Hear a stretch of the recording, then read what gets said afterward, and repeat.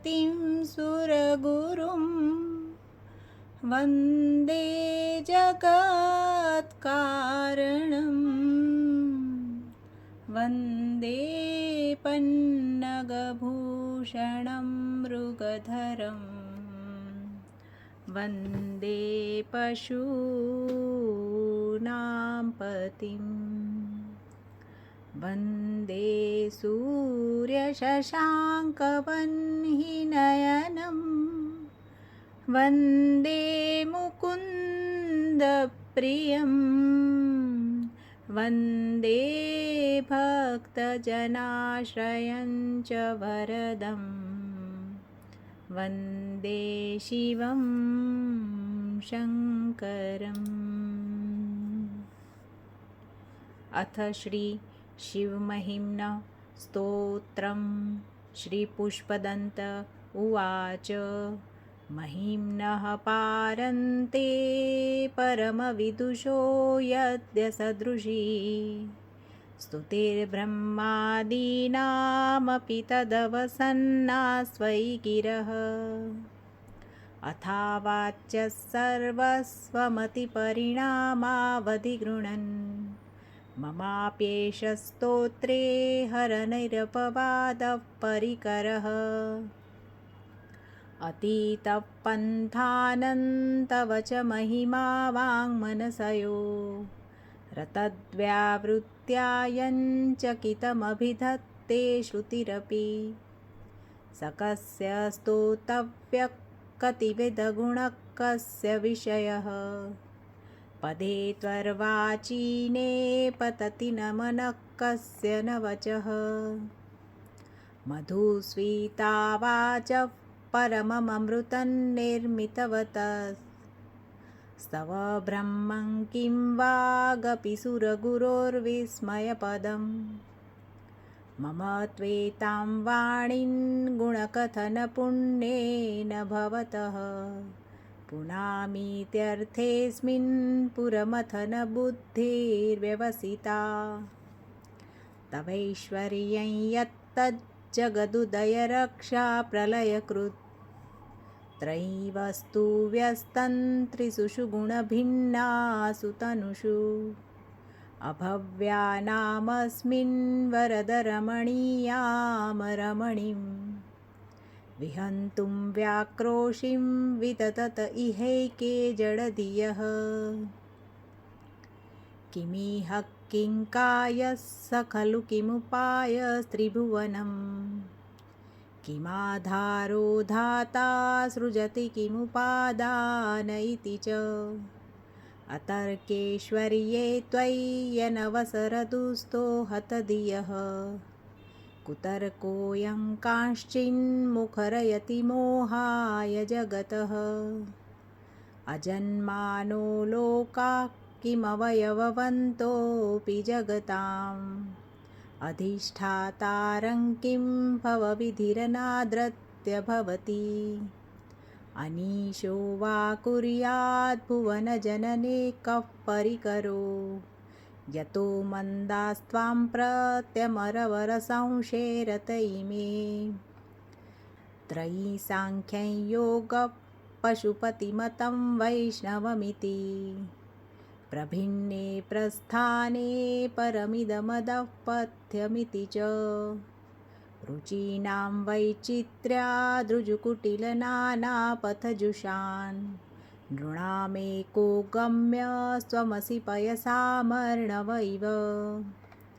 महोक्षः खट्वाङ्गं परशुरजिनं भस्मफणिनः कपालञ्चेतीय तव वरदतन्त्रोपकरणम् सुरास्तान्तां वृद्धिं ददति च भवदभ्रुप्रणिहितां न हि स्वात्मा रामं विषयमृगतृष्णा भ्रमयति ध्रुवं कश्चित् सर्वं सकलमपरस्त्वध्रुवमिदं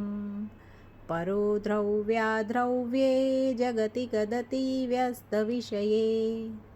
समस्तेऽप्येतस्मिन् पुरमथनतैर्विस्मित इव स्तुवञ्जिर्हेमि त्वान्न खलु ननु दृष्टा मुखरता अवेश्वर्यं यत्नाद् यदुपरि विरिञ्चिरहरिरदः परिच्छेतुं यातावनलमनलस्कन्धवपुषः ततो भक्तिश्रद्धा भरगुरुगृणदभ्यां गिरिशयत् स्वयं तस्थेताभ्यां तव किमुनुवृत्तिर्न फलति अयत्नादापाद्य त्रिभुवनमवैरव्यतिकरम् दशास्यो यद्बाहून् भृतरणकण्डूपरवशान् शिरः पद्मश्रेणीरचितचरणाम्भोरुहबलेः स्थिरायात् स्वद्भक्ते श्रीपुरहरविस्फुर्जितमिदम् अमुष्य त्वत्सेवा समधिगतसारं भुजवनम् बलात् कैलासेऽपि त्वदधिवसतौ विक्रमयतः अलभ्या पातालेऽप्यलसचलिताङ्गुष्ठशिरसि प्रतिष्ठा त्वय्यासीत ध्रुवमुपचितो मुह्यति खलः यद्रद्धिं सूत्राम्णो वरद परमोच्चैरपि सतीम् अधश्चक्रे बाणपरिजनविधेयस्त्रिभुवनः न तच्चित्रं तस्मिन् वरिवसितरि त्वच्चरणयोः न कस्याप्युन्नत्ये भवति शिरसस्त्वय्यवनतिः अकाण्डब्रह्माण्डक्षयचकितदेवासुरकृपा विधेयस्यासिद्ध्य स्त्रीनयनविषं संहृतवतः सकल्माषकण्ठे तव न कुरुते न श्रियमहो विकारोऽपि श्लाघ्यो भुवनभयभङ्गव्यसनिनः असिद्धार्था नैव क्वचिदपि स देवासुरनरे निवर्तन्ते नित्यं जगति जयिनो यस्य विशिखाः स पश्यन्नीशत्वामितरसुरसाधारणमभूत् स्मरस्मर्तव्यात्मा न हि शिशुपथ्यपरिभवः महीपादाघातात् व्रजति सहसा संशयपदम् पदं विष्णुर्भ्राम्यद्भुजपरिधरुग्णग्रहगणं मुहूर्ध्योदंस्थ्यं यात्यनिभृतजटाताडिततटा जगद्रक्षायै त्वन्नटसि ननु वामैव विभूता वियद्व्यापीतारागणगुणितफेनोद्गमरुचिः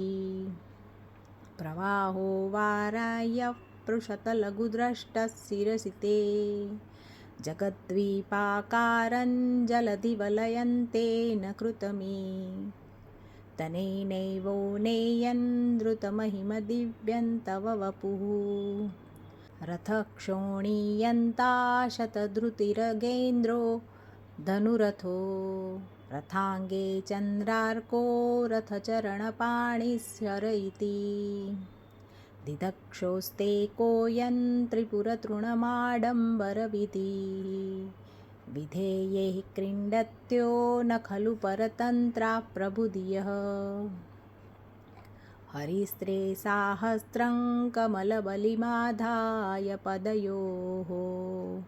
यदेको नेतस्मिन् निजमुदहरन्नेत्रकमलं गतो भक्त्युद्रेकः परिणतिमसौ चक्रवपुषा त्रयाणां रक्षायै त्रिपुरहरजागरति जगतां क्रतौ सुप्ते जाग्रत्वमसि फलयोगे क्रतुमतां क्व कर्म प्रध्वस्तं फलति पुरुषाराधनमृते अतस्त्वां सम्प्रेक्ष्य क्रतुषु फलदानप्रतिभुवम् श्रुतौ श्रद्धां बद्ध्वा दृढपरिकरः कर्मसु जनः क्रियादक्षो दक्षः क्रतुपतिरदिष्टनुभृतां ऋषीणामार्त्विज्यं शरणदसदस्यासुरगणः क्रतुभ्रेशस्वत्तः क्रतुफलविधानव्यसनिनो ध्रुवं कर्तुश्रद्धा विधुरमभिचाराय हि मखाः प्रजानाथन्नाथ प्रसभमभिकं स्वान्दुहितरं गतं रोहिद्भूतां मृषस्य वपुषा धनुष्पाणिर्यातं दिवमपि सपत्राकृतममुं त्रसन्त्यन्त्येऽद्यापि त्यजति न मृगव्याधरभसः स्वलावण्या संशाधृतधनुषमनहाय तृणवत् प्रप्लुष्टं दृष्ट्वा पुरमथनपुष्पायुधमपि यदि स्त्रैणं देवी यमनिरतदेहार्धघटनात् अवैति त्वामद्धा बत वरदमुग्धा युवतयः श्मशानेष्वा क्रीडा स्मरहरपिशाचाः सहचराः चिताभस्मालेपस्त्रगपि नृकरोटिपरिकरः अमङ्गल्यं शीलं तव भवतु नामैवमखिलं तथापि स्मरतॄणां वरद परमं मङ्गलमसि मनः प्रत्यक्चित्ते सविधमवधायात्तमरुतः प्रहर्ष्य द्रौमाणः प्रमदसलिलोत्सङ्गितदृशः यदालोक्याह्लादं हृद इव निमज्ज्यामृतमये दधत्यन्तस्तत्त्वं किमपि यमिनस्तत् किल भवान् त्वमर्कस्त्वं सोमस्त्वमसि पवनस्त्वं हुतवहस्त्वमापस्त्वं व्योम त्वमुधरणिरात्मा त्वमिति च परिच्छिन्नामेवं त्वयि परिणता बिभ्रतु गिरं न विद्मस्तत्तत्त्वं वयमिह तु यत्त्वन्न भवसि त्रयीं त्रिस्तो वृत्तिस्त्रिभुवनमथो त्रीनपि सुरान् अकाराद्यैर्वर्णे स्त्रिभिरभिदधत्तीर्ण विकृति तुरीयन्ते धाम ध्वनिभिरवरुन्धानमणुभिः समस्त्वं व्यस्तं त्वां शरणदगृणात्योत्मिति पदं भवश्शर्वो रुद्रः पशुपतिरथोग्रः सह महांस् तथा भीमेशानाविति यदभिधानाष्टकमिदम् अमुष्मिन् प्रत्येकं प्रविचरति देवश्रुतिरपि प्रियायास्मै धाम्ने प्रविहितनमस्योऽस्मि भवते नमो नेदिष्ठाय प्रियदवदविष्ठाय च नमो नमः क्षोदिष्ठाय स्मरहरमहिष्ठाय च नमः नमो वर्षिष्ठाय त्रिनयनयविष्ठाय च नमो नमः सर्वस्मै ते तदिदमिति शर्वाय च नमः बहलरजसे विश्वोत्पत्तो भवाय नमो नमः प्रबलतमसे तत्संहारे हराय नमो नमः जनसुखकृते सत्त्वोद्रिक्तो मृडाय नमो नमः प्रमहसि पदे निस्त्रे गुणे शिवाय नमो नमः कृशपरिणतिचेतक्लेशवश्यं क्वचेदं क्व च तव गुणसीमोल्लङ्घिनी शश्वदृद्धिः